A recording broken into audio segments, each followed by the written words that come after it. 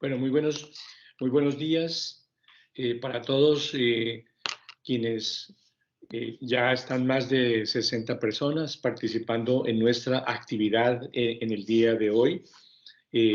Para mí es muy importante recomendarles, uno, que pueden a través de empezar a hacer sus preguntas que tengan para luego al final hacerle las preguntas a la doctora. No se olviden siempre de estar pendientes de que puedan estar participando y hoy vamos a tener una actividad. Nos acompaña la doctora Ingrid Viviana Hoyos García. Ella es pediatra, neonatóloga de la Universidad del Valle. Ella hizo una pasantía en Ohio con el doctor Pablo Sánchez. Realizaron inclusive un póster en un congreso regional que hubo allá en Estados Unidos sobre el test neonatal simple. Viviana es pediatra neonatóloga y trabaja en el Hospital Universitario del Valle, en la clínica Nuestra Señora de los Remedios, y me reemplazó en la universidad como docente en el área de recién nacidos. Para mí es un gran honor y placer presentarte, Viviana, y puedes entonces iniciar tu conversación en el día de hoy, que va a ser algo bien interesante porque a pesar de que la gente dice el oxígeno, no hay ningún problema, vamos a ver que definitivamente es muy interesante entender cómo debemos seguir a nuestros recién nacidos y hacer una valoración. Muchísimas gracias y adelante, Vivianita. Profe, como usted lo dice, me siento muy honrada por estar aquí, por tenerlo a usted al otro lado de la pantalla y a todos ustedes. Muchísimas gracias a ASCON y directamente pues a la Regional Suroccidente. Como pues el profe lo dijo, mi nombre es Viviana Hoyos, soy pediatra neonatóloga de la Universidad del Valle. La idea es que hoy conversemos un poquito sobre oxígeno. Y quisiera preguntarles si están viendo correctamente mi pantalla. Ya, perfecto. Listo. Vamos a tratar de evaluar qué tenemos de nuevo en la evidencia sobre oxígeno y vamos a ver si podemos o no poner el oxígeno de nuestro lado. Vamos a hablar un poquito sobre la introducción, la oxigenación fetal, qué pasa en la sala de partos, tanto para el recién nacido a término como para el pretérmino. Vamos a ir un poquito más allá de la transición neonatal, vamos a ir mezclando un poco de evidencia y ver si podemos sacar algunas conclusiones.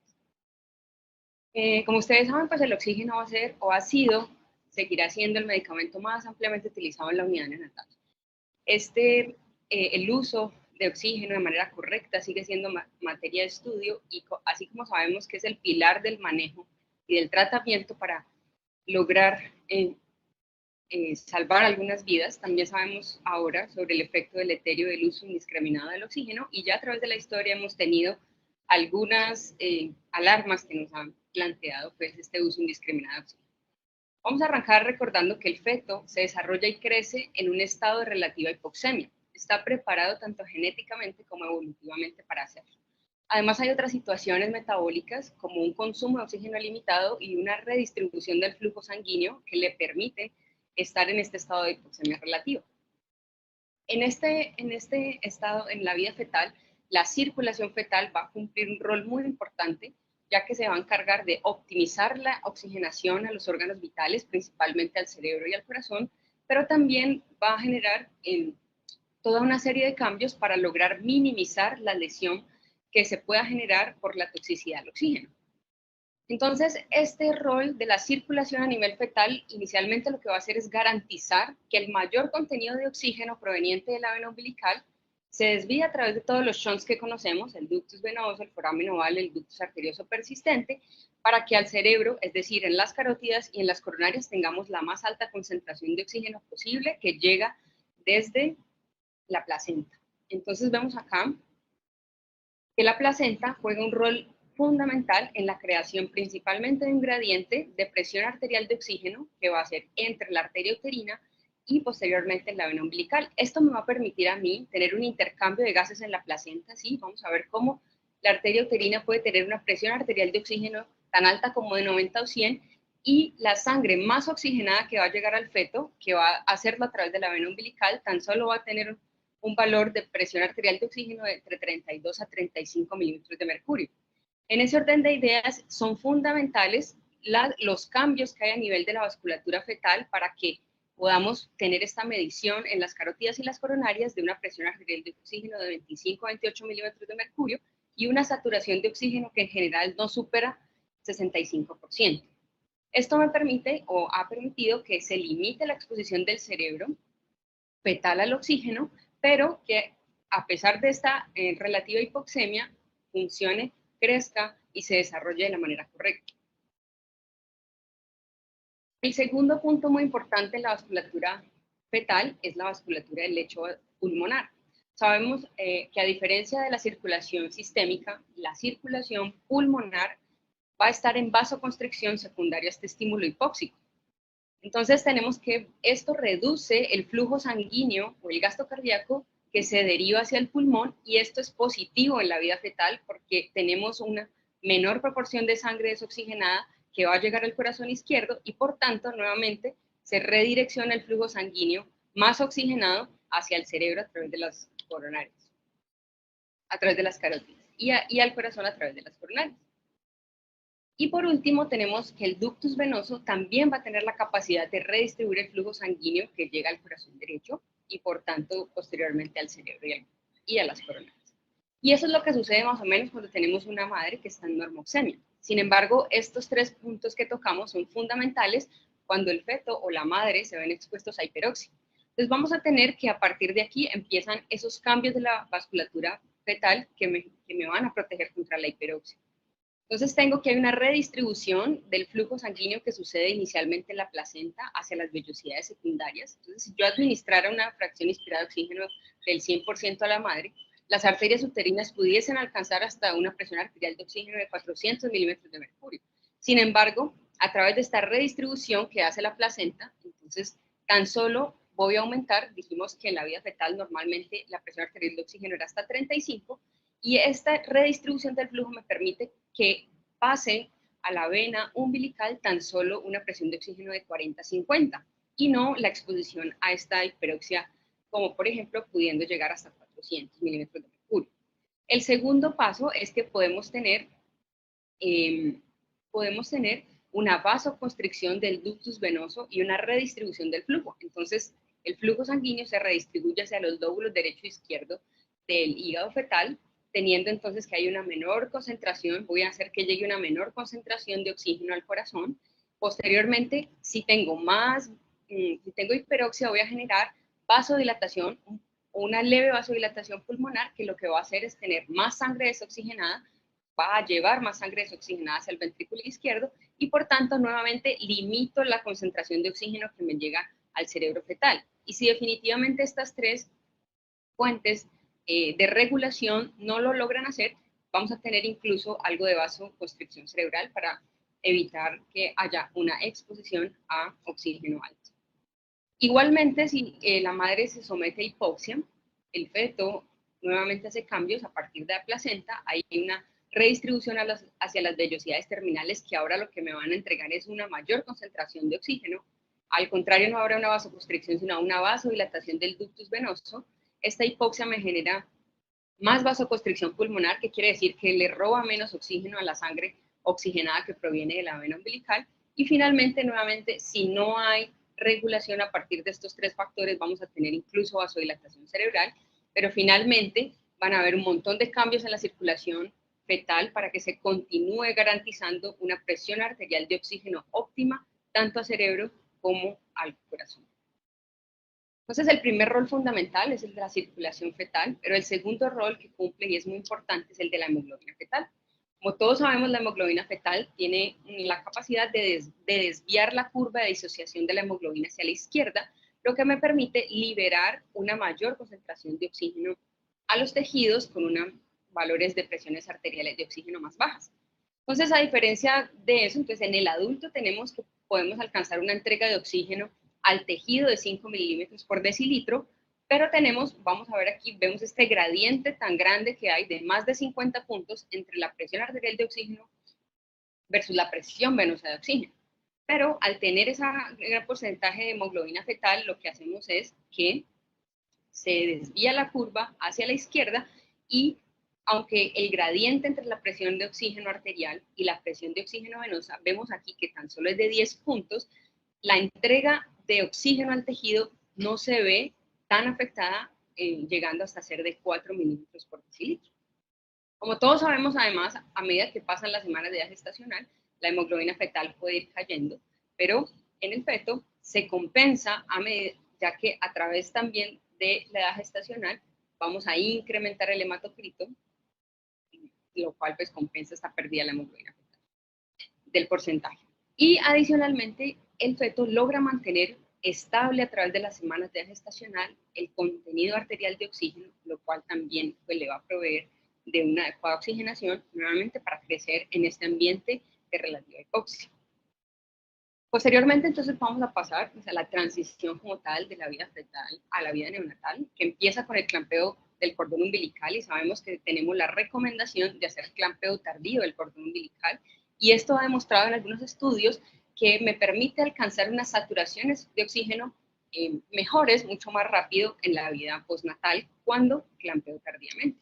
Entonces todos sabemos que el clampeo tardío hace que inicien las primeras respiraciones, ¿cierto? Aumenta la presión arterial de oxígeno significativamente en la vida postnatal comparado a lo que teníamos en la vida fetal. Esto me va a generar una vasodilatación pulmonar que libera grandes contracciones de óxido nítrico y me permite que haya una reducción rápida de la resistencia vascular pulmonar, que como ya mencionamos ampliamente está bastante alta en la vida fetal. Adicionalmente, ese gasto cardíaco que se iba hacia la circulación pulmonar, que tan solo podía ser alrededor del 15 al 20% en la vida fetal, se aumenta entre 8 a 10 veces en la vida postnatal, y lo que voy a ver traducido esto, pues es un incremento de las concentraciones de oxígeno, y lo observamos a través del aumento progresivo de la saturación de oxígeno.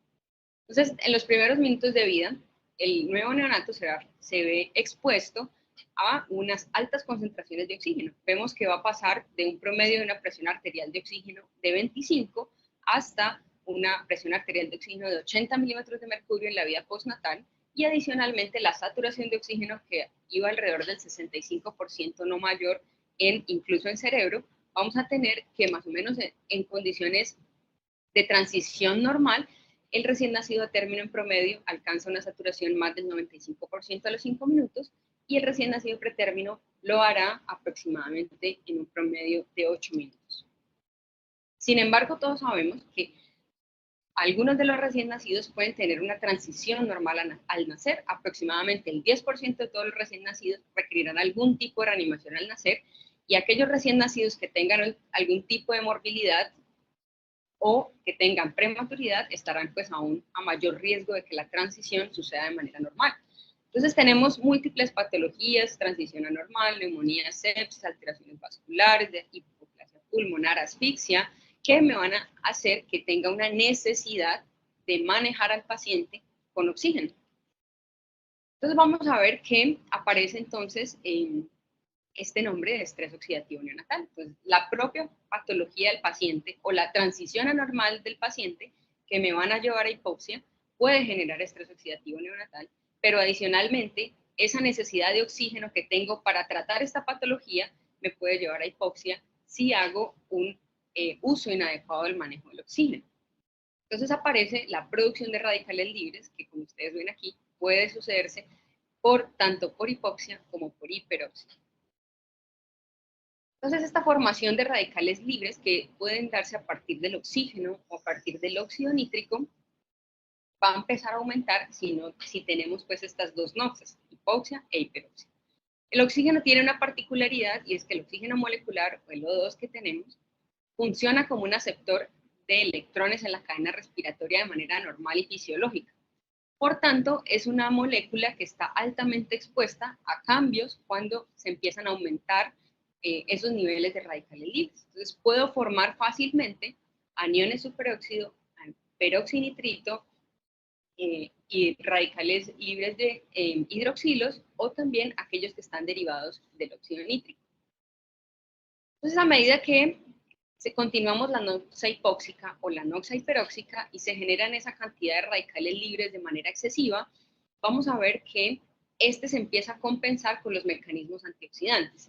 Lamentablemente, estos mecanismos antioxidantes se van a madurar tardíamente en la gestación y claramente el neonato no tendrá sino una muy pequeña parte o una pequeña maduración de estos mecanismos antioxidantes si lo comparamos pues en la vida adulta. Entonces es muy fácil que haya un desbalance entre la producción excesiva de estos radicales libres por hipoxia e hiperoxia que sobrepase la capacidad antioxidante y me va a llevar entonces a estrés oxidativo. Pero eso de estrés oxidativo, ¿por qué es tan importante?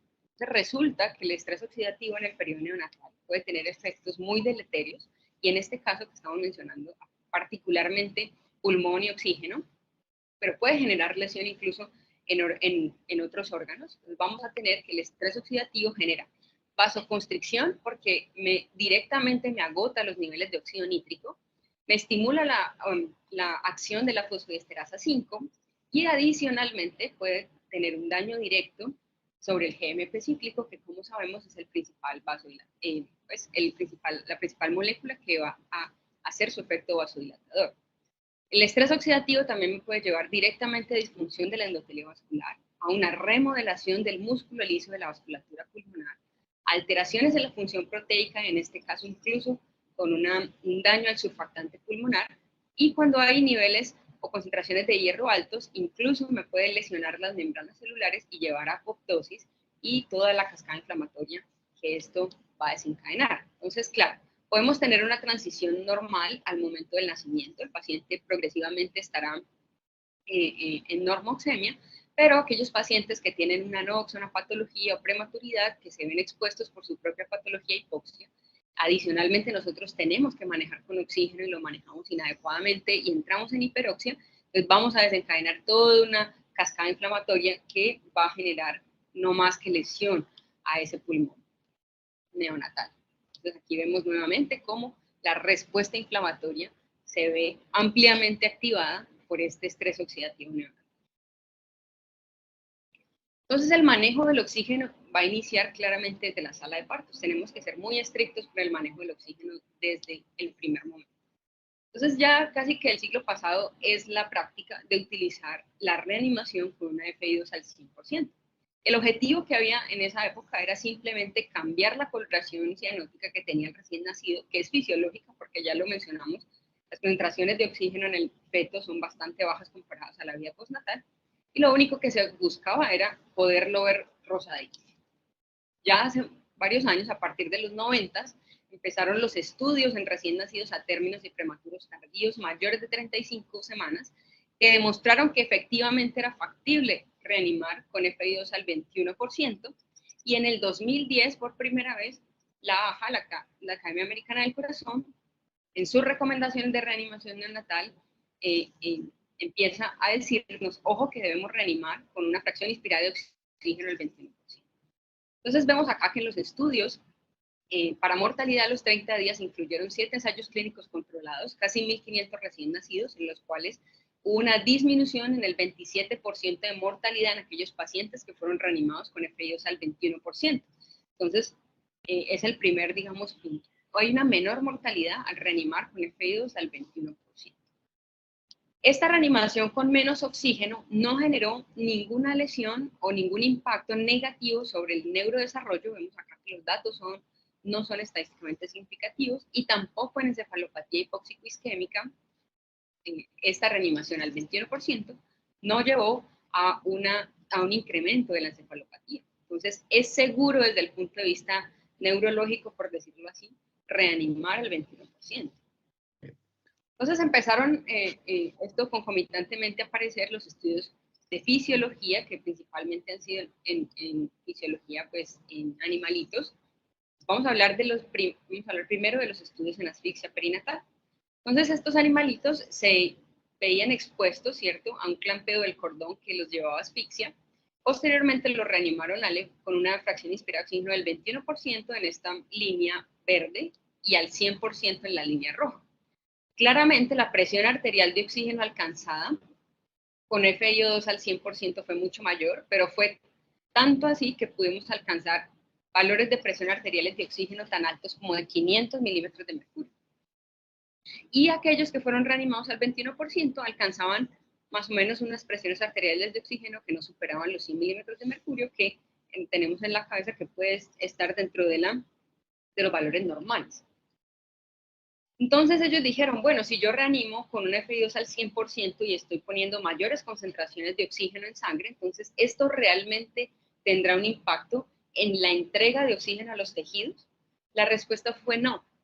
La diferencia entre la presión arterial versus la presión venosa fue muy similar en los dos grupos, por tanto entregué más o menos la misma cantidad de oxígeno a los tejidos. Entonces, primero no oxigeno realmente más los tejidos por tener esas presiones arteriales de oxígeno tan elevadas, pero sí genero, a través de todo lo que mencionamos de estrés oxidativo, una importante remodelación del músculo liso y una pérdida de la capacidad de vasodilatación de los vasos pulmonares. Entonces vemos aquí la importante diferencia entre una arteria pulmonar reanimada con una FiO2 al 21% y una reanimada con una FiO2 al 100%, donde vemos el claro engrosamiento del músculo liso vascular en este caso. También entonces hay otros estudios, como por ejemplo este, que nos muestran incluso que esa hiperoxia, ¿sí?, en asfixia perinatal está más asociada a lesión neurológica. Entonces hubo más hiperoxia, hubo más hipocapnia y hubo una probabilidad mayor a medida que yo tenía una presión arterial de oxígeno mayor, 100, 115, 140, 230, la probabilidad de tener una lesión por hipoxia e isquemia era incluso mayor. Entonces, ojo, porque tener unas concentraciones de presión arterial mayores incluso pueden ser negativas para el impacto neurológico que tenemos en nuestros recién nacidos. Entonces, para eso tenemos este dispositivo que se llama Blender y que no deberíamos reanimar a ningún recién nacido sin la disponibilidad de este dispositivo. Y además recordando que a medida que va pasando los minutos de vida postnatal, las concentraciones o las saturaciones de oxígeno van aumentando de manera progresiva. Por tanto, claramente vamos a ver al paciente cianótico en los primeros minutos de vida y esa no debe ser lo que nos guíe la reanimación neonatal, sino directamente la saturación. Entonces, debo reanimar con Blender para poder determinar la fracción inspirada de oxígeno y también con un monitor de saturación de oxígeno que me diga que lo estoy haciendo de manera correcta. Ya tenemos claro, lo mencionamos, todos mayores de 35 semanas debemos reanimarlos con FiO2 al 21%, es seguro, disminuye la mortalidad y disminuye el impacto neurológico negativo. ¿Qué pasa si aún en Colombia tenemos lugares en los cuales tenemos una muy baja complejidad o recursos limitados? Yo no tengo eso del Blender, doctora, en mi unidad. ¿Qué podemos hacer? Entonces, este dispositivo conocido como bambú, que es la bolsa autoinflable, cuando lo tenemos desconectado a nuestra fuente de oxígeno y tenemos el reservorio desconectado, se va a autoinflar con la fracción inspirada de oxígeno que está en el ambiente, es decir, que yo sí puedo proveer oxígeno al 21% en lugares de menos recursos. Y si el paciente no ha tenido una buena mejoría o la saturación de oxígeno no ha logrado un objetivo, yo puedo alcanzar con este mismo dispositivo un aproximado de 40% de fracción inspirada de oxígeno. Nuevamente, retiro el reservorio, pero ahora sí conecto mi manguera lisa a la fuente de oxígeno y puedo proveer aproximadamente 40% de fracción inspirada. Claro, si el paciente requiere reanimación más allá o compresiones torácicas, entonces debo utilizar el dispositivo como lo conocemos, con su reservorio y su fuente de oxígeno, en el cual me permitirá proveer una fracción inspirada de oxígeno de hasta el 100%. ¿Qué pasa también entonces con aquellos recién nacidos que se les interrumpe la transición circulatoria neonatal normal y resultan en una persistencia de la hipertensión pulmonar fetal ya en la vida postnatal?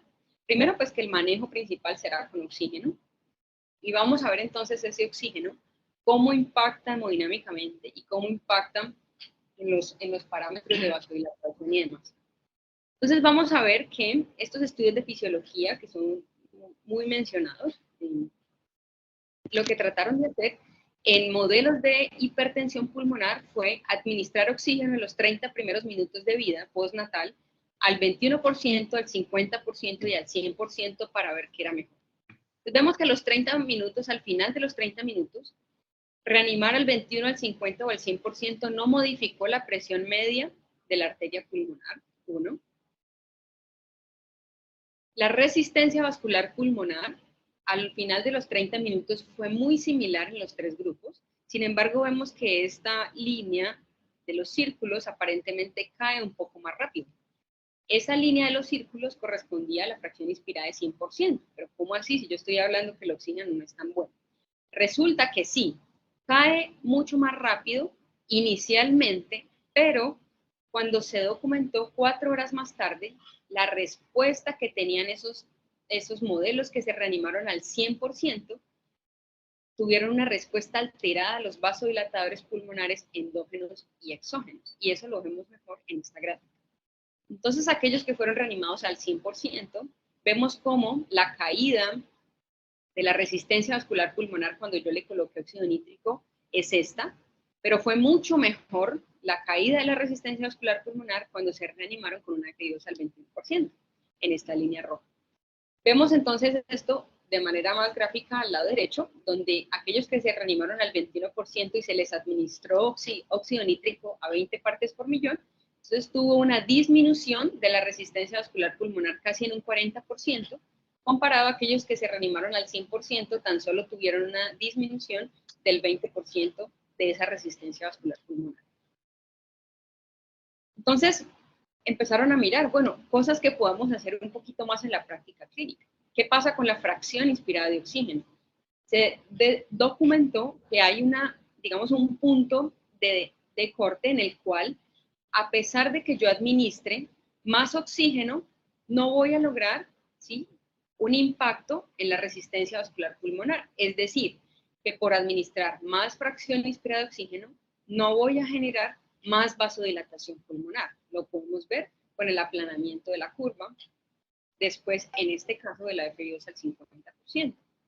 Y sucede más o menos también la misma gráfica con la presión arterial de oxígeno. Vemos incluso tanto en los controles como en aquellos que tenían hipertensión pulmonar, como a partir de una presión arterial de oxígeno entre 50 y 60 milímetros de mercurio, de ahí en adelante la curva se aplana y no genero, por tener un valor en los gases arteriales de más oxígeno, de más presión arterial de oxígeno, no genero más vasodilatación. Claramente, y esto sí ya lo tenemos documentado, la vasculatura pulmonar reacciona con vasoconstricción cuando hay hipoxia. Entonces, por debajo de 50, vemos que dramáticamente se incrementa la resistencia vascular pulmonar. Entonces, no podemos permitirnos estar en hipoxia, pero la hiperoxia no está generando tampoco más vasodilatación pulmonar. Nuevamente, más en la práctica, saturación de oxígeno. Entonces, encontraron que una saturación de oxígeno entre 90 y 97% fueron aquellas que documentaron la menor resistencia vascular pulmonar. Y lo más importante es que se detecta la relación directa entre presión arterial de oxígeno y en este caso saturación de oxígeno con lo que está pasando con la vasculatura pulmonar. Entonces, nuevamente, por debajo de saturaciones de 90% empezamos a tener un dramático incremento de la resistencia vascular pulmonar, pero llama la atención que por encima de 97%, entonces también tenemos un incremento de la resistencia vascular pulmonar. Entonces, tener a nuestros pacientes con hipertensión pulmonar saturando más de 97% también puede generar un efecto negativo sobre esa vasodilatación pulmonar. Entonces, ya un poquito más hacia la actualidad, se publicó este estudio. Vamos a ver que muchas de las gráficas son del doctor Satyan, el grupo del doctor Satyan, el grupo de la doctora Robin Steinhorn, que son ampliamente conocidos pues, en la neonatología. Este me habla de cuáles son los objetivos más óptimos de oxigenación en pacientes que nuevamente fueron inducidos para hipertensión pulmonar y en este caso también para broncoaspiración de mecanismo. Ellos lo que trataron de hacer en este artículo, en este estudio, fue, ahora lo que queremos es tener a grupos de pacientes en los cuales yo digo, estos pacientes quiero que saturen entre 85 y 89% y vamos a ver qué pasa. Entre 90 y 94%, entre 95 y 99%, y vamos a ver si esto es mejor o peor que administrar fracción inspirada de oxígeno directamente al 100%. Lo primero que encontramos es que, bueno, estas líneas de colores, estos rectángulos de colores, eran los rangos de oximetría de los 3 grupos que ellos querían estudiar. Sin embargo, vemos que no lograron, ¿cierto? Se me corrió un poco, pero no lograron, ¿sí? Vemos como en esta gráfica de cajas y bigotes, no lograron realmente que todos los pacientes se mantuvieran en ese rango estrecho de saturación, sino que incluso, por ejemplo, estos pacientes que mi objetivo de saturación era 85-89%, incluso algunos saturaron por debajo de 75% y algunos saturaron 100%. Entonces, no lograron incluso en ambientes controlados de laboratorio, en estudios animales, tener un estrecho rango de saturación. Vamos a mencionar las saturaciones objetivo entre 95 a 97 a 99%, aquellos que fueron determinados para ser parte del grupo objetivo 95 a 99%, realmente lograron un rango de saturaciones entre 93 y 97% como tal en las mediciones.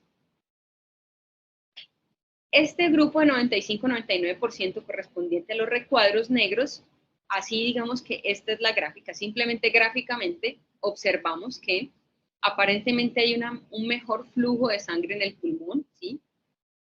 Gráficamente, y vemos que hay una menor resistencia vascular pulmonar comparado con las otras imágenes. Vamos a ver si esto realmente sucedió así.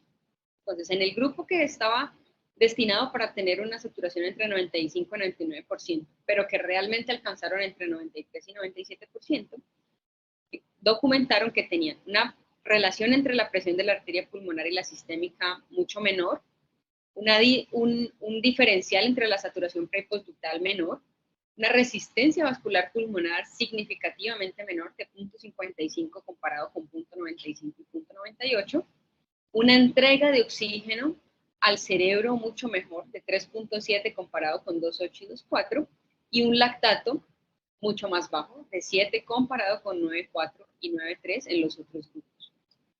Sin embargo, a pesar de lo positivo que fue mantenernos en este grupo, esto se hizo a expensas de utilizar unas fracciones inspiradas de oxígeno mucho mayores.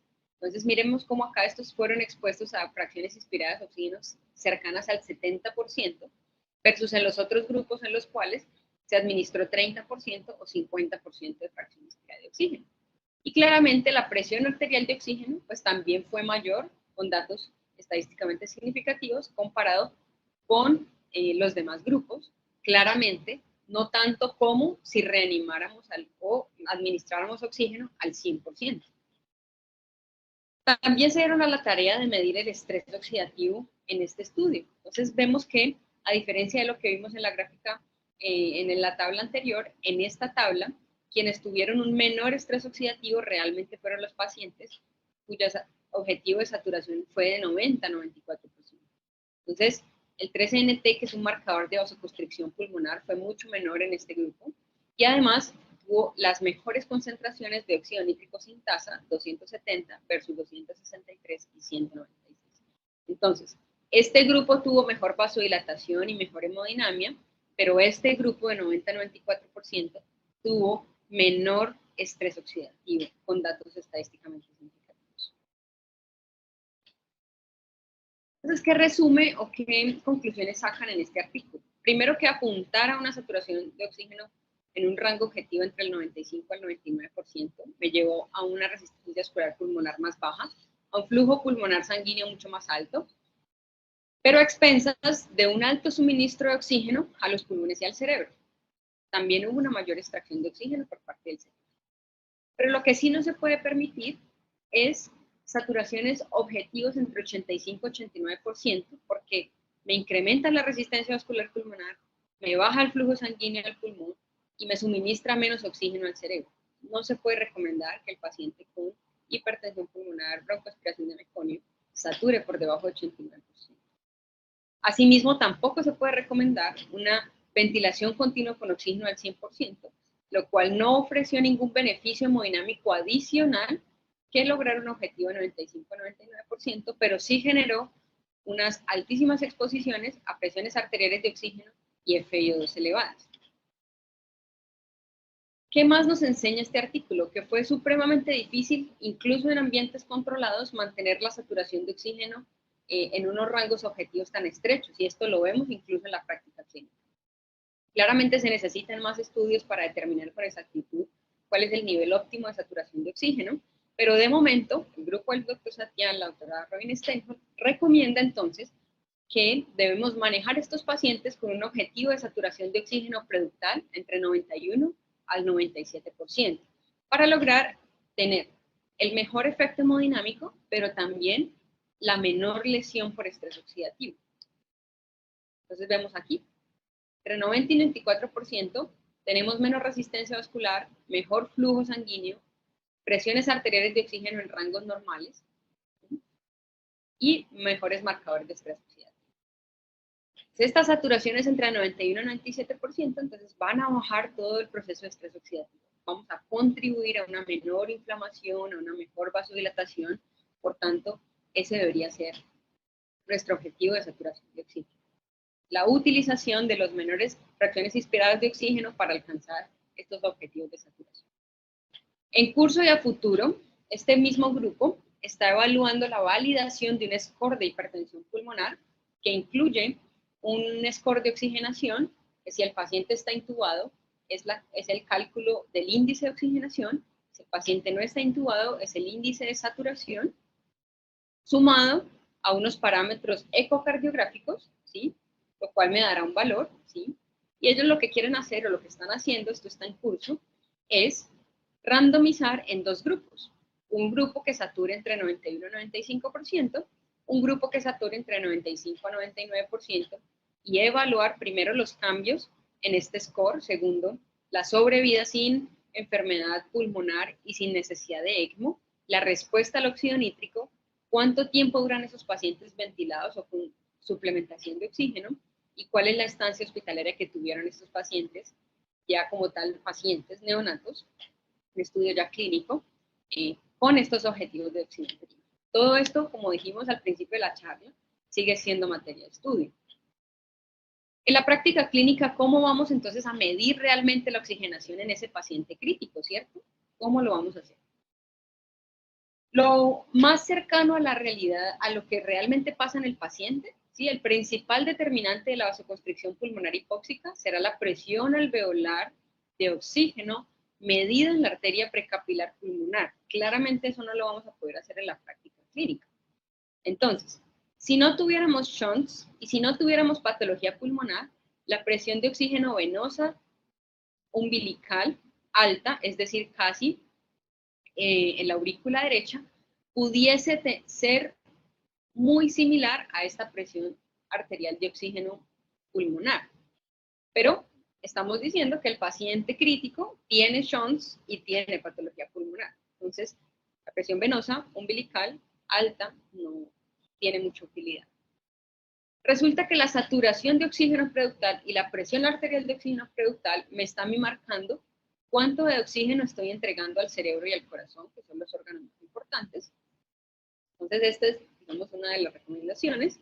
Y recordemos que el catéter umbilical arterial, ¿sí?, está posicionado postductal, y al ser postductal, pues puede que no nos pueda predecir realmente qué está pasando con la resistencia vascular pulmonar.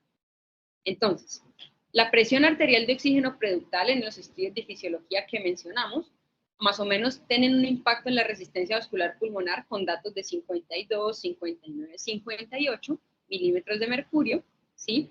Y generamos vasoconstricción, vasodilatación con estos valores en los estudios, y vasoconstricción definitivamente con presiones arteriales menores a 40 milímetros. Entonces aceptamos que la presión arterial de oxígeno, ojo con esto, preductal, de medición preductal, debe ser entre 50 a 80 milímetros de mercurio para lograr una mejor caída de la resistencia vascular pulmonar sin entrar en hipoxemia y vasoconstricción. Recordemos nuevamente, es mucho más fácil tener, ¿cierto?, un catéter arterial umbilical, pero recordemos que los gases que estamos tomando de allí son siempre postductales y que, por tanto, por la presencia de los shunts, no me sirve para determinar realmente qué está pasando con la resistencia vascular pulmonar, no es un indicador e incluso puede tener una variación, ¿sí?, entre postductal y preductal hasta de 20 milímetros de mercurio. Es un rango demasiado amplio que no me va a permitir a mí tomar decisiones clínicas con lo que realmente está pasando en el paciente. Entonces, estos gases de catéter arterial umbilical no predice lo que está sucediendo con la resistencia vascular pulmonar. Entonces, sí, es muy difícil, ¿cierto? Si estamos diciendo que lo ideal sería una presión arterial de oxígeno en gases preductales, que es bastante, un poquito más complejo, ¿cierto? Entonces podemos tener esta herramienta, que es la saturación arterial de oxígeno preductal. Tiende a ser una muy buena herramienta, ¿sí?, porque me permite hacer un monitoreo de manera continua. Y además de eso, sí me está prediciendo qué está pasando con la resistencia vascular pulmonar. Entonces, pero sí debemos tener en cuenta cuáles son sus limitaciones. A medida que yo tengo más transfusiones y reemplazo la hemoglobina fetal por hemoglobina A, voy a volver otra vez la curva de disociación de la hemoglobina hacia la derecha. En acidosis metabólica y en hipotermia se pueden modificar, ¿cierto?, la relación que tiene la saturación de oxígeno preductal y la presión arterial de oxígeno preductal con la resistencia vascular pulmonar. Entonces, en estas situaciones yo puedo debo tener un poco más de precaución con la interpretación de la saturación de oxígeno preductal. Entonces, nuevamente, la presión arterial de oxígeno postductal del catéter umbilical no me sirve mucho. La saturación de oxígeno preductal es una excelente herramienta, pero suele ser menos precisa en situaciones de hipotermia y acidosis. Y la presión arterial de oxígeno preductal es la medición ideal, pero es la que menos hacemos en la práctica clínica. Y esto nos plantea que si tenemos un poquito más de claridad sobre cómo medimos la oxigenación en los pacientes críticos y realmente cuáles son mis objetivos clínicos de oxigenación en el paciente críticamente enfermo, esto me va a permitir a mí realmente hacer una administración de una ventilación gentil. Eso quiere decir que si mi objetivo real de presión arterial de oxígeno es 60, entre 50 y 80, pues no debo por qué buscar con esta ventilación mecánica que en los gases arteriales de mi paciente, que generalmente son además postductales, tenga yo valores de 100, 120 de presión arterial de oxígeno. No es correcto, y nuevamente recuerden que desencadena toda la cascada de estrés oxidativo deleteria para el pulmón neonatal. Ya para finalizar, entonces, vamos a hablar unas breves diapositivas sobre qué pasa con el recién nacido prematuro.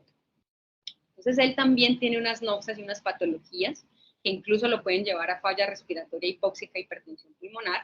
Entonces, hasta la hipertensión inducida por el embarazo, la insuficiencia placentaria, la restricción del crecimiento intrauterino, la misma prematuridad extrema, ¿sí?, la ruptura prolongada de membranas que lo puede llevar a oligohidramnios e hipoplasia pulmonar. Todos estos factores lo van a llevar a tener primero hipoxia por la patología propiamente, pero también hiperoxia por las necesidades aumentadas de oxígeno. Y nuevamente llegamos a la misma conclusión, que va a empezar a generar estrés oxidativo si yo no corrijo de la manera más correcta todo el proceso. Pero además de eso, los recién nacidos prematuros tienen un problema adicional, y es que hay una mayor inmadurez de los sistemas antioxidantes. Es decir, que es mucho más fácil entrar en el desbalance de radicales libres, mecanismos antioxidantes, para el prematuro. Estos mecanismos antioxidantes se dice que solo se empiezan a producir al final de la gestación a término, y que claramente comparados, ¿sí?, un neonato con lo que teníamos de mecanismos antioxidantes en la vida adulta, pues va a ser muy poco, y si además de eso le sumamos prematuridad, pues es aún más inmaduro este proceso. Resulta que el prematuro va a tener además unas diferencias en la transición neonatal. Entonces, entre esas está que la sensibilidad de oxígeno al oxígeno del lecho vascular pulmonar fetal cambia durante la gestación. y realmente la vasculatura pulmonar tiende a ser más sensible a partir de la semana 31 y esa sensibilidad al oxígeno progresa al final de la gestación. ¿Esto por qué es relevante? Porque dijimos que en el recién nacido a término, él empieza sus respiraciones, aumenta la presión arterial de oxígeno, ¿sí? Y este aumento de la presión arterial de oxígeno es un importantísimo estímulo para la vasculatura pulmonar para que haga vasodilatación. Pero cuando tenemos un prematuro, esta vasculatura pulmonar, listo, entonces él nace, empieza las respiraciones, aumenta la presión arterial de oxígeno, pero la vasculatura pulmonar del recién nacido pretérmino no es tan sensible a ese oxígeno aumentado y no se vasodilata como se vasodilataría en un recién nacido a término. Entonces, primero tengo una pobre respuesta a los vasodilatadores pulmonares. Segundo, así como el bebé nace en un estadio pulmonar, en la etapa canalicular, o incluso pues algunos en la etapa sacular, es decir, que la inmadurez es a nivel epitelio pulmonar, también la inmadurez es a nivel endotelio pulmonar. Entonces apenas estamos en el proceso de desarrollo de esta vasculatura pulmonar. Segundo, incluso gráficamente vemos acá las diferencias. Hay un distanciamiento, ¿sí? Todavía no se ha dado el proceso de estrechamiento de la membrana alvéolo capilar, lo cual va a entorpecer aún más el intercambio de gases. Hay pobre producción de surfactante, que es clara pues de la prematuridad, y eso es a nivel pulmonar. Ahora, a nivel cardiovascular, recordemos que en la vida fetal el ventrículo derecho es predominante. Si yo nazco, si nace prematuro, el ventrículo predominante va a ser el ventrículo derecho, pero en la vida postnatal me sirve para eyectar sangre oxigenada es el ventrículo izquierdo. Entonces empieza a tener también problemas, porque su ventrículo izquierdo no tiene la suficiente masa muscular para generar un adecuado gasto cardíaco. Y además de eso le sumamos la presencia del ductus arterioso, que va a tener generalmente un shunt de derecha a izquierda, que me suma sangre desoxigenada a todo el sistema. Entonces, claramente, fisiológicamente, el prematuro tiene muchísimas desventajas para hacer una transición neonatal de manera adecuada. Entonces, a partir del 2018 empezamos a hablar de cómo vamos entonces a reanimar esos prematuros por debajo de la semana 35. Entonces, no hubo tanta homogeneidad como si hubo en los mayores de 35 semanas, y acá se lograron obtener dos grupos. Un grupo al cual se administraban fracciones inspiradas de oxígeno bajas, grupos de estudios, en los que reanimaban entre el 21 al 30%, y otros grupos de estudios en los cuales reanimaban con FiO2 altas entre el 60 y el 100%. Aunque todavía hay resultados controversiales, en general no hay diferencias en la mortalidad por reanimar con fracciones inspiradas de oxígeno más bajas, y de momento pues esta es la recomendación. Sin embargo, los prematuros debajo de la semana 35 y principalmente aquellos menores de 28 semanas van a ser extremadamente sensibles a la hipoxia. Y yo debo garantizar que al minuto 5 de vida ese prematuro sature más de 85% y tenga una frecuencia cardíaca menor de 100.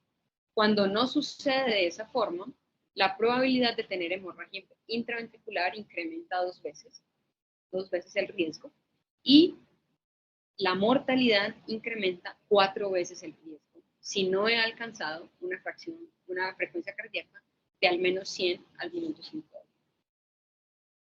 A partir del 2015, la Academia Americana del Corazón entonces empieza a recomendar que aquellos menores de 35 semanas es razonable reanimar con una FiO2 entre el 21 al 30%, pero también suma la recomendación de que la pulsoximetría debe ser quien guíe la terapia con oxígeno. Ahora, en la realidad de lo que sucede en la práctica clínica, así como vimos que lograr ese estrecho rango de saturación es difícil, pues va a ser también difícil en tan corto periodo de tiempo, cuál es la necesidad de oxígeno real del paciente. Entonces hay algunos artículos recientes que demuestran, bueno, mejor reanime con FiO2 al 100% y se decapita rápidamente los primeros minutos con la saturación. Esto todavía está muy en proceso, y todavía la recomendación no tiene una evidencia de una calidad muy alta, pero recomendamos para todos los menores de 35 semanas reanimar a unas FID2 iniciales de entre el 21 y el 30%, nuevamente recordando que para el minuto 5 yo debo haber alcanzado sí o sí al menos una saturación del 80% para tener mejor impacto. Ahora vamos a hablar un poquito de SDR, que es la patología más frecuente en el prematuro. Entonces, nuevamente esto es un estudio donde se evaluó, un estudio de fisiología, donde evaluamos la presión arterial de oxígeno comparado con la resistencia vascular pulmonar. Entonces, a partir de unas presiones arteriales de oxígeno por debajo de 31, hubo una marcada vasoconstricción, ¿sí? Y a partir de una presión arterial de oxígeno de 58 milímetros de mercurio en promedio, fue donde se logró la mejor caída de la resistencia vascular pulmonar. Y esto se logró con saturaciones promedio entre 89 y 98%. Entonces aquí vemos también la gráfica de saturaciones de oxígeno. Tener al paciente saturando entre 91% y máximo 96% fueron los datos que alcanzaron los menores resistencias vasculares pulmonares y nuevamente, así como sucedía en los recién nacidos a término, por debajo de 91% empiezo a tener una gráfica donde se observa el incremento de la resistencia vascular pulmonar y después del 96% vamos a tener también una gráfica donde se incrementa, aunque menos marcadamente, la probabilidad de tener más vasoconstricción. Finalmente, entonces aquí hablamos como del manejo inicial, un poquito de SDR, y finalmente cómo vamos a manejar al paciente prematuro en la unidad neonatal. Entonces hay muchos estudios, el NeoProm es uno de los más recientes que fue publicado en la revista JAMA, donde me diferenciaba dos grupos, uno cuyo objetivo de oximetría sea del 85 al 89%, versus otros en los que las oximetrías iban del 91 al 95%, encontrando que cuando utilizábamos estos objetivos de oximetría más bajos, hubo una probabilidad, un riesgo aumentado de muerte en 1.1 con datos estadísticamente significativos. También un riesgo aumentado de enterocolitis necrotizante severa, severa considerada aquella que se lleva a cirugía, o que es la causa de la muerte, 1.3 veces más el riesgo de tener enterocolitis con saturaciones entre 85 y 89%, y lo que ya pues, se había mencionado a través de otros estudios, pues que voy a tener una menor probabilidad de tener retinopatía. Los efectos adversos de las oximetrías bajas en la unidad neonatal para los prematuros pues son bastante significativos.